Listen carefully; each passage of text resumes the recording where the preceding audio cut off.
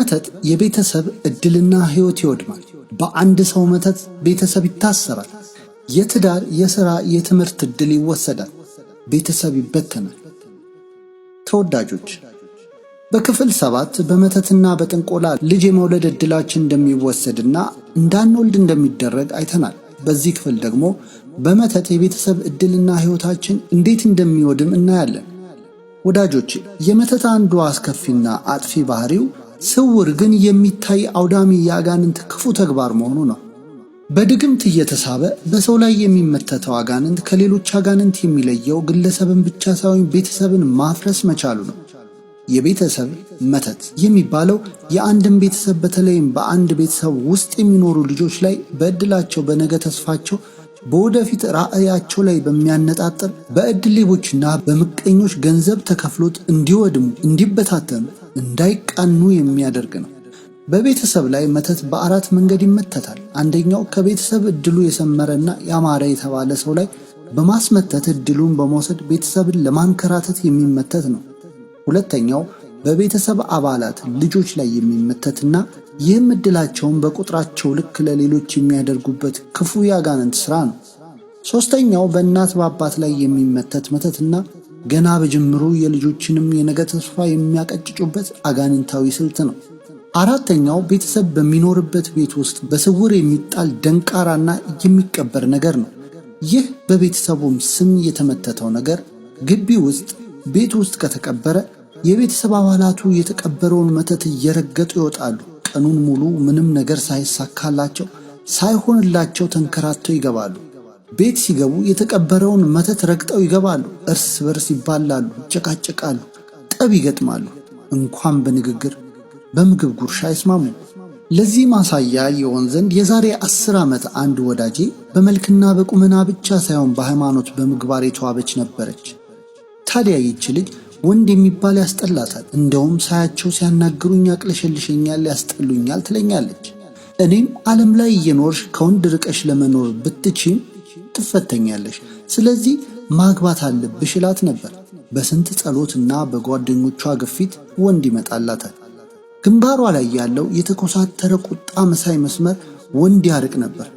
አንድ ወር በፍቅር አብራቸው ሳትኖር ትለያያለች። በተለይ ከእናቷ ጋር በውሃ ቀጠነ ከፍተኛ ጠብ ውስጥ ትገባለች።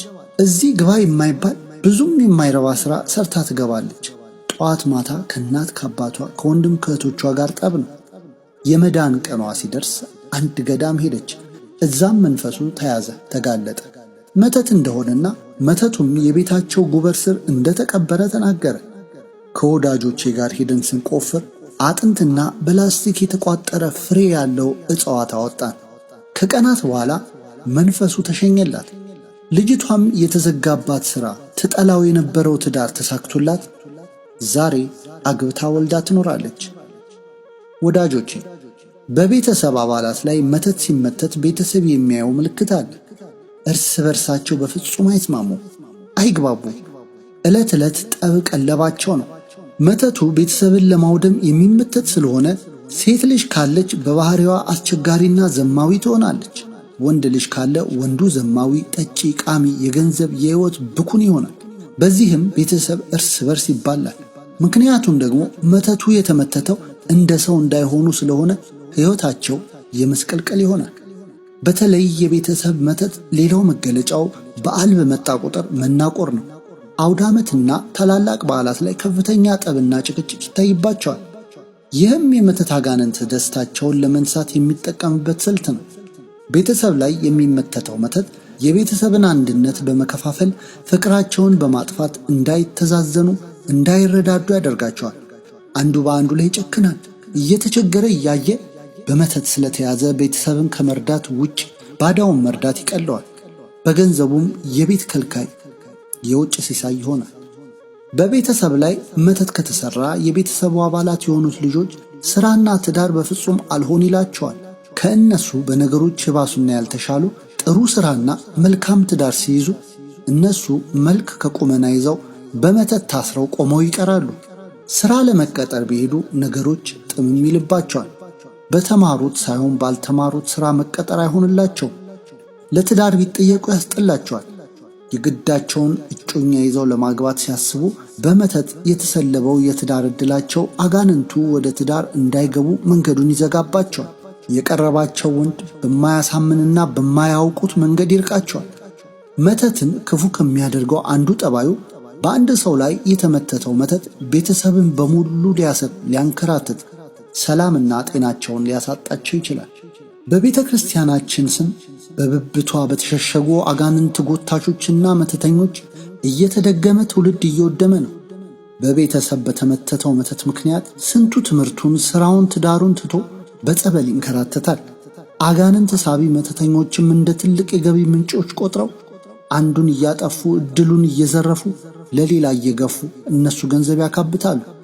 በብዙ ሺህ ገንዘብ እየተቀበሉ ቤተሰብና ትውልድን በስውር እየገደሉ ይኖራሉ። የቤተሰብ መተት ብዙ ጊዜ በቁስ በሚበላ በሚጠጣና በሚረገጥ ነገር ስለሚመተት ቤተሰብን ጤና ከመንሳት ጀምሮ እስከ አካል ጉዳት ሊያደርስ ይችላል። በቤተሰብ ላይ መተት የተመተተበት ሰው ጤና ቢያጣ በሕክምናው መፍትሄ አያገኝም። ገንዘቡን፣ ጊዜውንና ጉልበቱን ያባክናል፣ ግን ጤና አያገኝም። አንድ ሰው ከመተት ደጋሚ ጋር በተንኮል በማበር በቅናት መተት ቢያስመትት ያን ሰው በቁሙ እንደሸጠው ነው የሚቆጠረው። ይህንንም ነቢዩ ናሆም በትንቢቱ ወገኖቿን በመተቷ ሸጠች ያለው ትንቢት በእኛ ዘመን ተፈጽሟል። አንዱ አንዱን በመተት እየሸጠው ዕድሉን እየሰረቀው ነውና። ትንቢተ ናሆም ምዕራፍ 3 ቁጥር 4። የቤተሰብ ጠንቅ የሆነው መተት ቤተሰብ ላይ ሲደገም ቤተሰብ እዛው ቤታቸው ውስጥ ሆነው ከፋፍሎ ይለያያቸዋል። ለልዩነታቸው ምክንያት ሁሉም የተሳሳተ ግን ልክ የሆኑበትንና የመሰላቸውን ይዘው በጠብ ይኖራሉ። አጋንንቱ ቤታቸው ውስጥ ተተክሎ ከፋፍሎ ያኖራቸዋል።